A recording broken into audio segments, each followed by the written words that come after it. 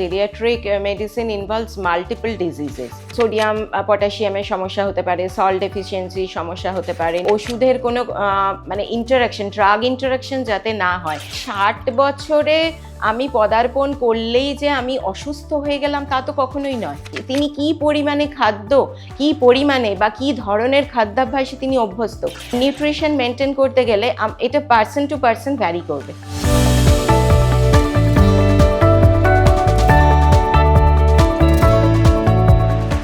Geriatric medicine বলতে বোঝায় বৃদ্ধ বা বৃদ্ধাবস্থা সম্পর্কিত চিকিৎসা ব্যবস্থার কথা। তো জেরিয়াট্রিক মেডিসিনের সঙ্গে সাধারণ চিকিৎসা মানে অন্যান্য এজ গ্রুপ অফ পপুলেশনের চিকিৎসার পার্থক্য হচ্ছে যেটা, geriatric medicine involves multiple diseases. কারণ এই বয়সের ব্যক্তিগণের দেখা যায় তাদের কিছু ক্রনিক ডিজিজ থাকে, যেমন হাইপারটেনশন, ডায়াবেটিস, আর্থ্রাইটিস, অস্টিওপোরোসিস ইত্যাদির সঙ্গে তাদের অন্যান্য আরও কিছু রোগ হয়তো দেখা গেল। সেটা হতে পারে হঠাৎ করে কিছু সোডিয়াম পটাশিয়ামের সমস্যা হতে পারে, সল্ট ডেফিসিয়েন্সির সমস্যা হতে পারে, নিউরোলজিক্যাল কিছু ম্যানিফেস্টেশন হতে পারে, স্ট্রোক ডেভেলপ করলো, এ ধরনের কিছু অসুখ হতে পারলো। 60-এর ঊর্ধ্বে যে জেরিয়াট্রিক পপুলেশন গ্রুপে ব্যক্তিদের চিকিৎসা করার জন্য যেটা সবসময় মাথায় রাখতে হয় যে তাদের আনুষঙ্গিক অন্যান্য যে ক্রনিক ডিজিজেস আছে সেইগুলোর যে ওষুধ যেগুলো তারা নিয়মিত খেয়ে থাকেন সেগুলো তো বন্ধ করা যাবে না। সেই ওষুধের সঙ্গে যাতে বর্তমান যে চিকিৎসা, যেটা আমাকে নতুন একটি অসুখে চিকিৎসা করতে হচ্ছে, সেটার যাতে ওষুধের কোনো ইন্টারাকশন, ড্রাগ ইন্টারাকশন যাতে না হয়। আমি সবসময় রুগী বলেই বলবো না, এই বয়সী ব্যক্তিদের নানান রকম ডিসেবিলিটিস থাকে, হাঁটা চলা ডিসেবিলিটিস, তারপর খাদ্যাভ্যাসের নানান রকম সাধারণ খাদ্যাভ্যাস, হয়তো সাধারণ ব্যক্তিরা যে ধরনের খাদ্যাভ্যাস করে থাকেন, গ্রহণ করে থাকেন, এনারা হয়তো সেটা করতে পারেন না। সেটা কারণ কি না, হয়তো কারুর দাঁতের সমস্যা, কারুর হজমের সমস্যা, অন্যান্য পেটের রোগের সমস্যা। আমরা জেরিয়াট্রিক পপুলেশন বলতে বুঝি 60 বছর বা তার বেশি বয়সের ব্যক্তিগণকে, যেটা আমাদের দেশে সারা পৃথিবীতেও এটাকে ওয়ার্ল্ড হেলথ অর্গানাইজেশনের মধ্যে এই বয়সটাকেই একটা লিমিট করে ধরা হয়েছে। এবং আমাদের দেশে, আমাদের ভারতবর্ষের সেন্সাস অনুযায়ীও এটাকে জেনারেল এজ অফ 60 বছরকে জেনারেল এজ অফ রিটায়ারমেন্ট ধরা হয় এবং এটাকে আমাদের একটা বেঞ্চমার্ক অফ সিনিয়র সিটিজেন হিসেবে ধরা হয়। তো এই বয়সে 60 বছরে আমি পদার্পণ করলেই যে আমি অসুস্থ হয়ে গেলাম তা তো কখনোই নয়। অসুস্থ হওয়ার আগেও ডিজিজ প্রিভেনশনের জন্য যে কতগুলো জিনিস আছে, আমার জেরিয়াট্রিক ডিসেবিলিটি ডেভেলপ করার আগে যে প্রিভেন্টিভ যেগুলো পন্থা সেইগুলো নেওয়াটা খুব দরকার। সেই জন্যেই জেরিয়াট্রিক মেডিসিনে সবসময় দুটি ধাপ, একটি হলো প্রিভেন্টিভ, একটি হলো থেরাপিউটিক। এই প্রিভেন্টিভ আর থেরাপিউটিক এই দুটির মধ্যে আবার 5টি ফ্যাসেট আছে। তার মধ্যে 1 নম্বর হচ্ছে মেনটেনিং অফ নিউট্রিশন, 2 নম্বর হচ্ছে maintaining of physical wellbeing, 3 number হচ্ছে মেনটেনিং অফ সাইকোসোশ্যাল ওয়েলবিং, আর 4 নম্বর হচ্ছে মেনটেনেন্স অফ মোবিলিটি।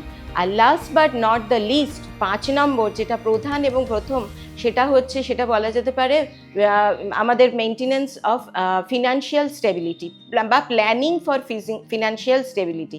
এই ফিনান্সিয়াল স্টেবিলিটিগুলো যদি না থাকে, যথেষ্ট পরিমাণ ফিনান্সিয়াল স্টেবিলিটি না থাকলে কিন্তু আমি এই পরবর্তী ধাপগুলো মেনটেনেন্স অফ ফিজিক্যাল ওয়েলবিং বা সাইকোসোশ্যাল ওয়েলবিং, মোবিলিটি মেনটেনিং যেগুলো আমি বললাম, সেগুলো কিন্তু পুরোপুরিভাবে আমাদের পক্ষে মেনটেন করা সম্ভবপর হবে না।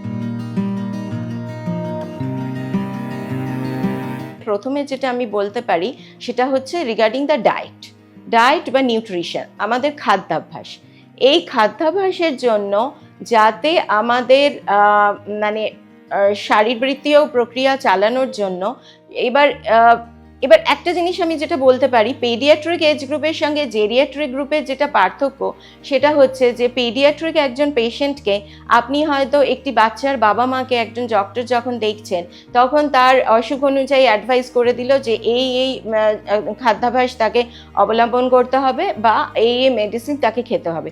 কিন্তু আমি যখন একজন জেরিয়াট্রিক মেডিকেল ডক্টর হিসেবে একজন জেরিয়াট্রিক গ্রুপ অফ পপুলেশনের রুগী বা ব্যক্তি ব্যক্তিকে আমি যখন কোনো সাহায্য বা চিকিৎসা দিতে যাচ্ছি, তখন কিন্তু তার হিস্ট্রি নেওয়াটা ভীষণ ইম্পর্টেন্ট।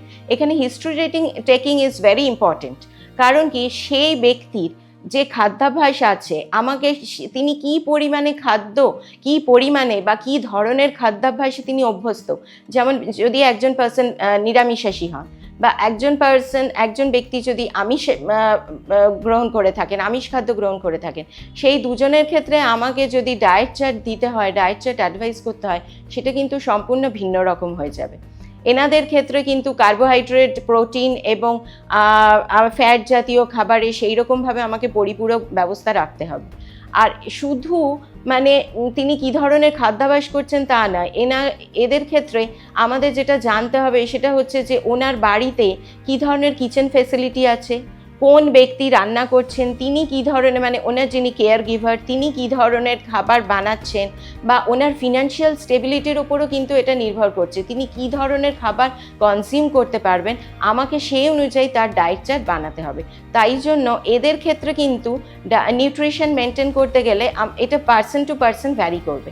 আমি কিন্তু ইন জেনারেল একজন জেরিয়াট্রিক এজ গ্রুপের ব্যক্তিকে আমি বলে দিতে পারি না আপনি এত গ্রাম কার্বোহাইড্রেট খাবেন, এত গ্রাম প্রোটিন খাবেন বা এত গ্রাম ফ্যাট নেবেন, এরকমভাবে কিন্তু বলা যায় না। আমি উদাহরণস্বরূপ বলছি, কোনো ব্যক্তি যদি দাঁতের সমস্যা থাকে, তো তাহলে দাঁতের সমস্যা থাকলে তার পক্ষে একটু সলিড খাবার, চিউয়েবল ফুড গ্রহণ করাটা অসুবিধা হয়ে যাবে। সেক্ষেত্রে আমাকে সে ধরনের খাবার, ওনাকে একটু স্ম্যাশড জাতীয় খাবার বা semi solid type of food, সে ধরনের ফুড আমাকে অ্যাডভাইস করতে হতে পারে। বা কারো ধরুন মিল্ক প্রোডাক্ট, আমরা জানি বয়স্ক ব্যক্তিদের পক্ষে প্রোটিন ইনটেকের জন্য মিল্ক প্রোডাক্ট দরকার, কিন্তু তার যদি পেটের সমস্যা থাকে, পেটের রোগের সমস্যা যেমন আইবিএস ইত্যাদি যদিও অসুখ যদি সঙ্গে থেকে থাকে, তাহলে কিন্তু আমাকে সেটা মাথায় রাখতে হবে যে এই ব্যক্তির ক্ষেত্রে আমি র মিল্ক অ্যাডভাইস করতে পারবো না। আমাকে মিল্কের যে প্রোডাক্ট যেগুলো, সে ধরনের দই, ছানা, পনির, এ ধরনের জিনিস আমাকে অ্যাডভাইস করতে হবে। তারপরেতে ধরুন যদি আমি যদি যেটা আমি এর আগে বললাম, সলিড ফুড দেওয়ার ক্ষেত্রে যদি স্যালাড, ভেজিটেবলস এইগুলো খাওয়া দরকার। যদি দাঁতের অসুবিধা হয়, চিবানোর অসুবিধা হয়, তাহলে তাকে একটু জুস, ফ্রুট জুস এরকম ধরনের জিনিস আমাকে অ্যাডভাইস করতে হতে পারে। সেজন্য আমাদের সেগুলো মাথায় রাখতে হবে। ফলো করুন সংবাদ প্রতিদিন ডিজিটাল।